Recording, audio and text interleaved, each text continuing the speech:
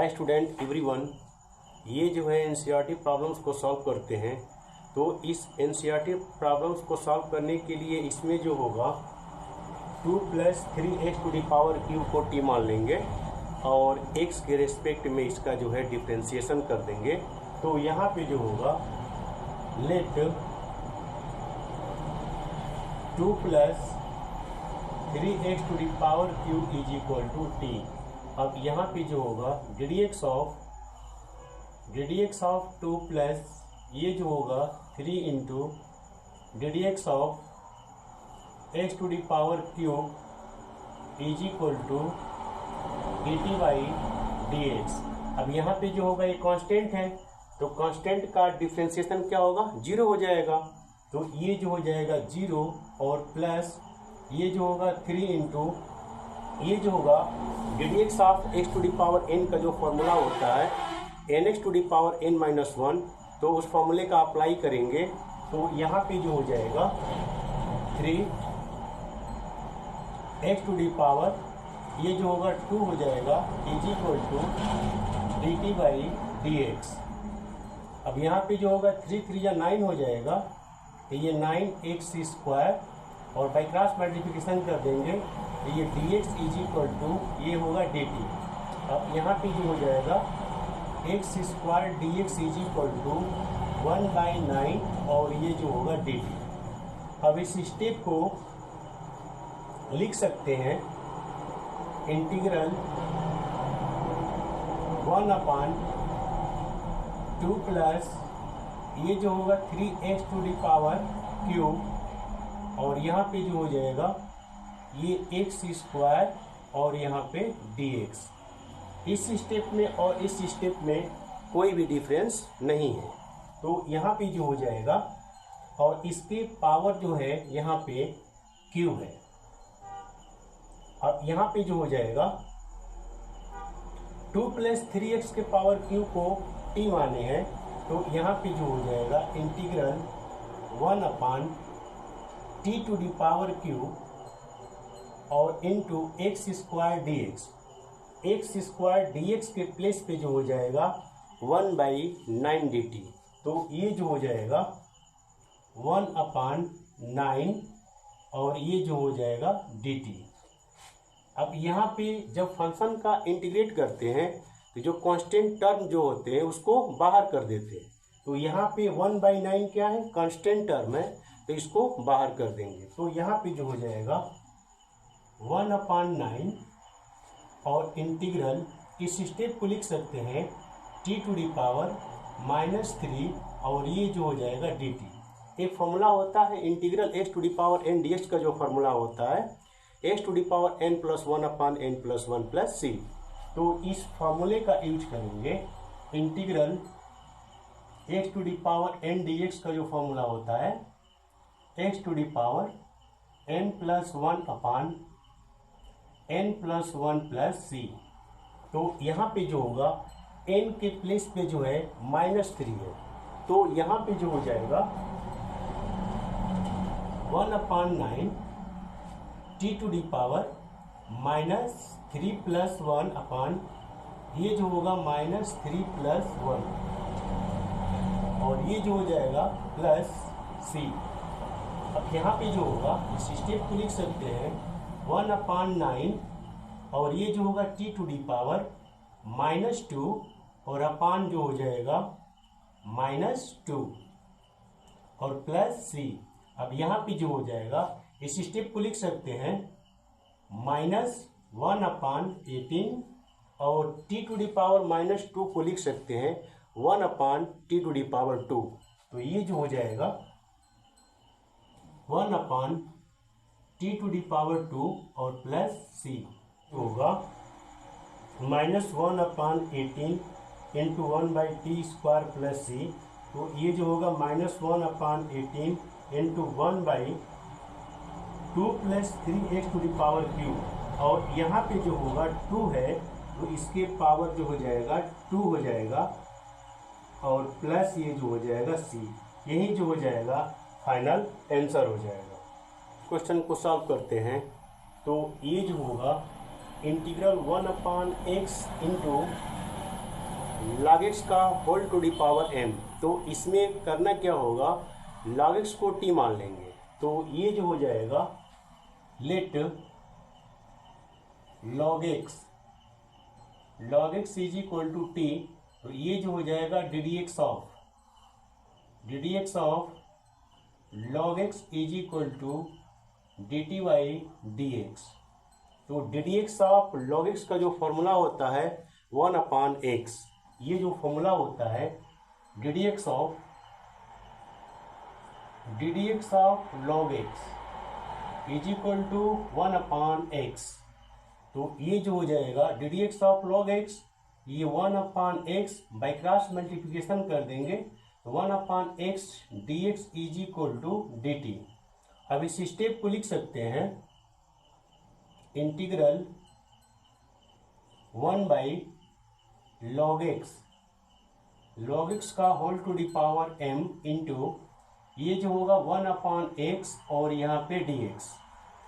इस स्टेप और इस स्टेप में कोई भी डिफरेंस नहीं है। और यहाँ पे जो हो जाएगा इंटीग्रल 1/log x को हमने क्या माना है, t माना है। तो ये जो होगा log x के प्लेस पे क्या हो जाएगा, t हो जाएगा। तो यहाँ पे जो हो जाएगा ये 1/t और इसके पावर जो है m है। ये जो होगा 1/t का पावर जो हो जाएगा m हो जाएगा। और यहाँ पे जो हो जाएगा 1/x dx। तो 1/x dx के प्लेस पे क्या हो जाएगा, dt हो जाएगा। तो यहाँ पे जो हो जाएगा ये dt हो जाएगा। अब इस स्टेप को लिख सकते हैं integral t to the power ये जो हो जाएगा माइनस m और ये जो होगा dt। अब यहाँ पे जो ये क्वेश्चन दिया हुआ है इसमें m not is equal to 1 है, यानी m not is equal to 1 है तो m के प्लेस पे 1 नहीं हो सकता है। तो ये जो हो जाएगा, तो यहाँ पे जो होगा इस फॉर्मूले का अप्लाई करेंगे। n के प्लेस पे जो है -m है तो ये फॉर्मूला का अप्लाई करेंगे।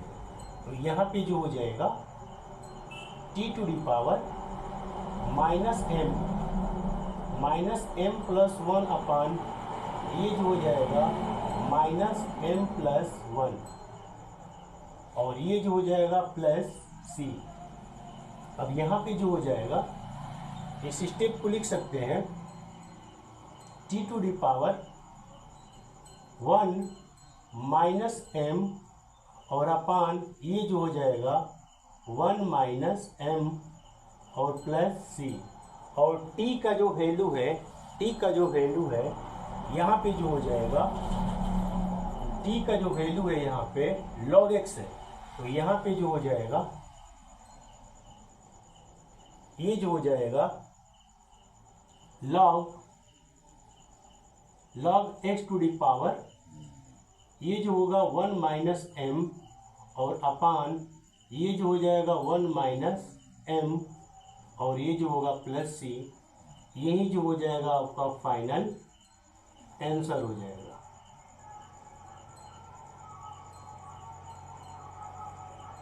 नेक्स्ट क्वेश्चन को सॉल्व करते हैं। तो यहाँ पे जो होगा इंटीग्रल x अपान 9 - 4x स्क्वायर dx। तो यहाँ पे जो होगा 9 - 4x स्क्वायर को t मान लेंगे। तो यहाँ पे जो होगा let 9 - 4x square is equal to t। अब इसका जो होगा x के रिस्पेक्ट में जो होगा डिफ्रेंशिएशन कर देंगे। तो यहाँ पे जो होगा ddx ऑफ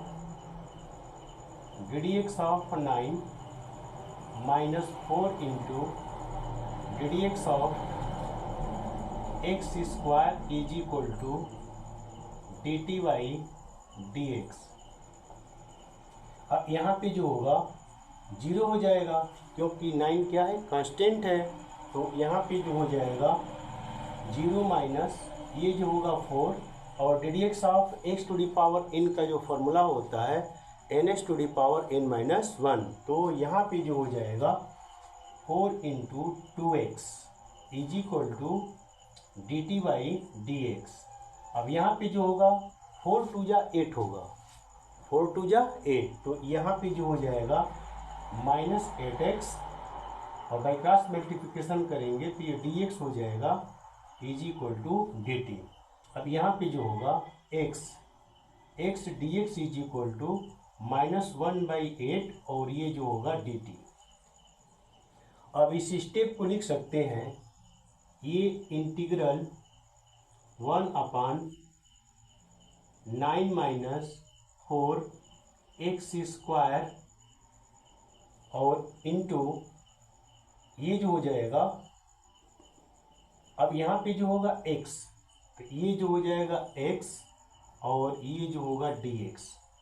तो इस स्टेप में और इस स्टेप में कोई भी डिफरेंस नहीं है, तो यहाँ पे जो हो जाएगा इंटीग्रल 1/9 - 4x² के प्लेस पे जो होगा t हो जाएगा, तो ये जो हो जाएगा t, और x dx के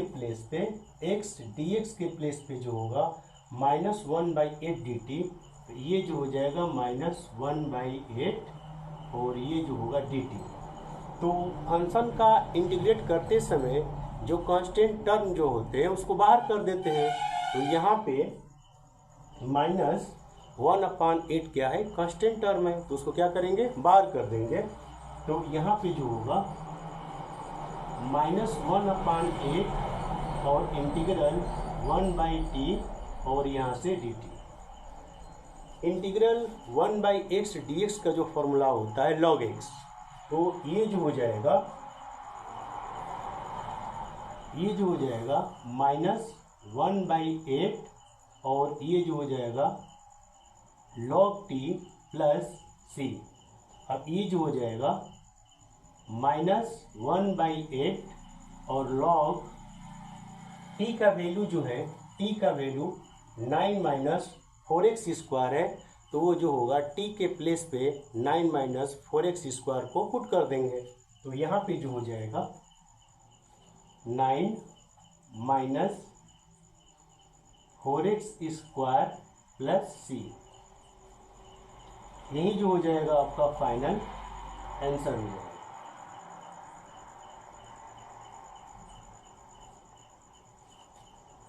अगर ये वीडियो अच्छा लगे तो इसको लाइक कीजिएगा, शेयर कीजिएगा। Thanks for watching.